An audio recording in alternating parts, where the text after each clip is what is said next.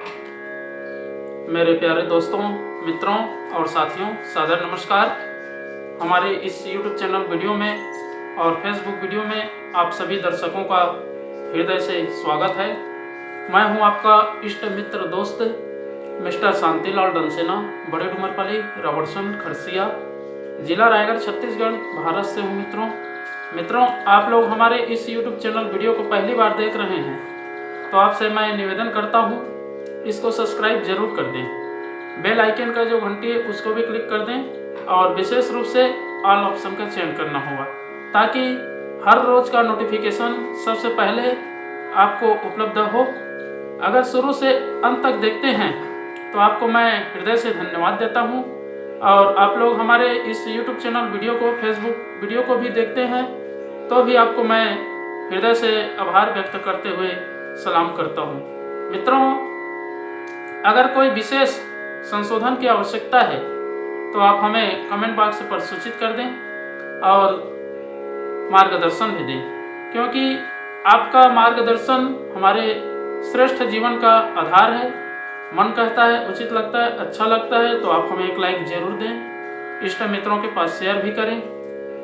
मित्रों, बुद्धि की प्रखरता ही नहीं, भावनाओं की उदारता भी जरूरी है। अगर हमारे बुद्धि तीक्ष्ण है, आगे बढ़ने के लिए प्रोत्साहित हैं, हतोत्साहित नहीं है, तो भावनाओं में भी उदारता बरतनी है, क्योंकि भावना से ही विचार बनते हैं और विचारों के आरोपण से ही बुद्धि विकसित होती है। उस बुद्धि के आधार पर मनुष्य का जीवन अवलंबित होता है और भविष्य का भी निर्माण होता है। अगर हम बुद्धि रूपी तराजू से सही और गलत का निर्णय करके जो अपने आत्मा के बताए हुए मार्ग पर चलते हैं तो फिर संस्कार, संस्कृति उसी के अनुरूप बनती है। अगर हम अच्छे कार्य में परिणत रहेंगे तो हमारा संस्कार भी अच्छा होगा, आने वाले भविष्य भी अच्छे होंगे और समय का भी पूर्ण रूप से सदुपयोग होगा। उसके लिए उदार भाव होना जरूरी है। हम महानता की ओर बढ़ें, उत्कृष्टता की ओर चलें, श्रेष्ठता को अपनाएं। जीवन में जो अच्छे कार्य है उसको सिरोधार्य करके इस समय रूपी जीवन का सदुपयोग करें, जिससे उत्कृष्ट भाव और श्रद्धा उत्पन्न हो, जिसके आधार पर व्यक्ति अपना अमूल्य समय का नियोजित करता है और अनुसंधान करके उपयोग करता है। इसलिए मित्रों, बुद्धि की प्रखरता तो जरूरी है और उसमें भाव भी समावेश रहे, भावनाओं के साथ में उदारता भी रहे, ईमानदारी रहे, जिम्मेदारी रहे और बहादुरी रहे, समझदारी रहे, तब इन सब चीज़ों का अन्वेषण होता है और आने वाले जो भविष्य है, समय है, वो अंधकार से प्रकाश की ओर आगे बढ़ जाता है, मृत्यु से अमृत की ओर चला जाता है, असत्य से सत्य की ओर गमन करता है। इसलिए मित्रों, अपने बुद्धि को परिमार्जित करते रहना और अच्छे संस्कारों के साथ में, संस्कृति के साथ में जोड़ते रहना और भावनाओं का विकास करते रहना मनुष्य का धर्म है। इसी आधार पर जीवन की रूपरेखा बनती है और समय का भी सही ढंग से, समुन्नत रीति नीति से, अनुशासन के साथ में व्यवस्थित ढंग से उपयोग होता है, जिस पर चल करके व्यक्ति मानव से महामानव बन जाता है, अपने व्यक्तिगत व्यक्तित्व को भी परिष्कार करता है और आने वाले समय में श्रेष्ठ मानव, देव मानव कहलाने योग्य बन जाता है। इसलिए मित्रों, बुद्धि के एकांगी विकास से बौद्धिक क्षमता नहीं बढ़ती है। जब तक हम अपने विचारों में अनुसंधान नहीं करते हैं, उत्कृष्टताओं का, श्रेष्ठताओं का, विचारणाओं का अनुसंधान नहीं करते हैं, तो जीवन जो है निकृष्ट बन जाती है और अंधकार के गर्त में गिर जाती है, जिससे ऊपर उठना बड़ा मुश्किल जान पड़ता है।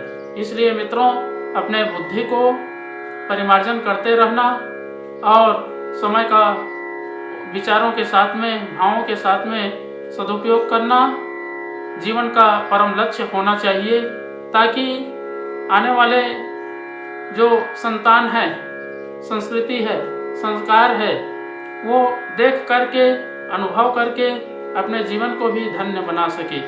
मित्रों, जो शक्ति भगवान को प्रभावित कर सहयोग करने के लिए बाध्य होती है, उसको हम बहुत देर कर देते हैं समझने में, जबकि उन्होंने ऐसा अस्तित्व दे करके छोड़ रखा है जिसको व्यक्ति एक एक अंश को भी अगर परिपालन करे तो जीवन में उत्कृष्टता आती है, श्रेष्ठता आती है और महानता भी उपलब्ध होती है।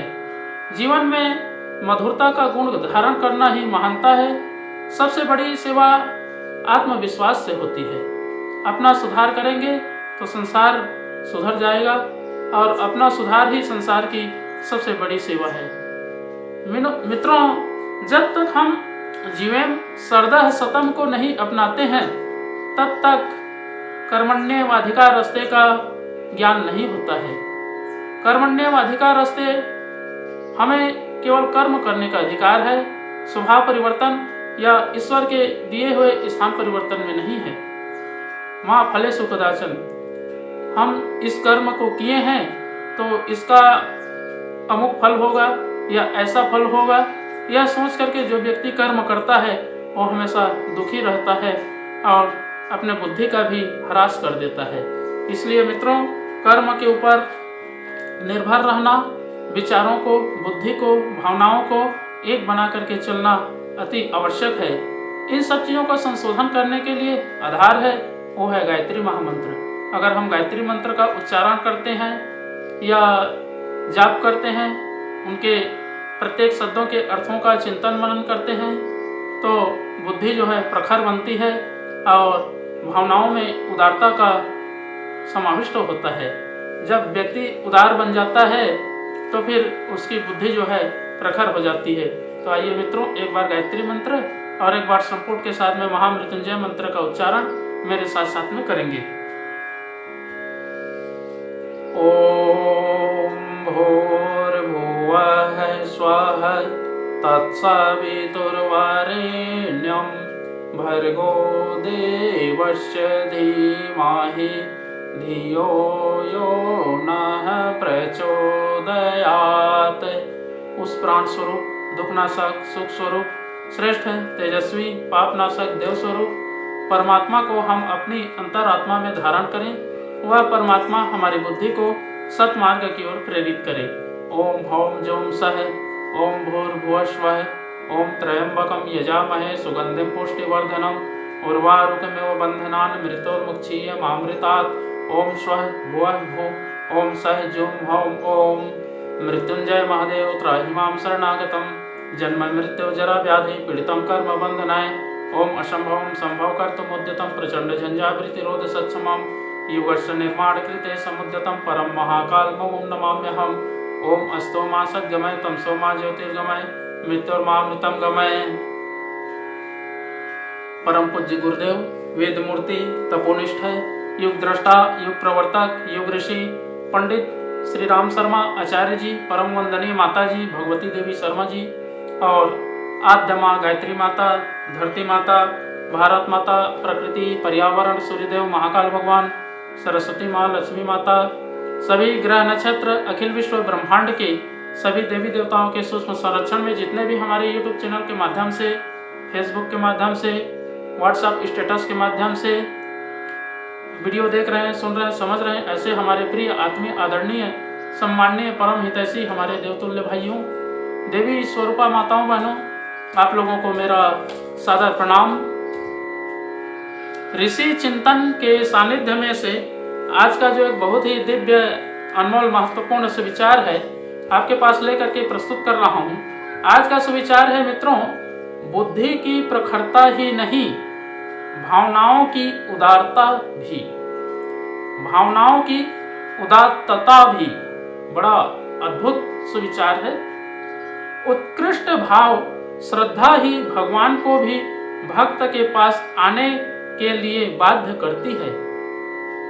जो शक्ति भगवान को प्रभावित कर सहयोग करने के लिए बाध्य कर सकती है, वह मानव मात्र को भी प्रभावित कर सकती है, मानवता को एक सूत्र में बांध सकती है। पिछले दिनों भूल यह हुई कि हृदय की महानता को उभारने के स्थान पर बुद्धि को प्रखर बनाने में अधिक जोर दिया गया। बुद्धि की प्रखरता की उपयोगिता सही दिशा में तभी संभव हो सकती है जबकि उसके साथ हृदय की विशालता जुड़ी हो, किंतु ऐसा नहीं हो सकता।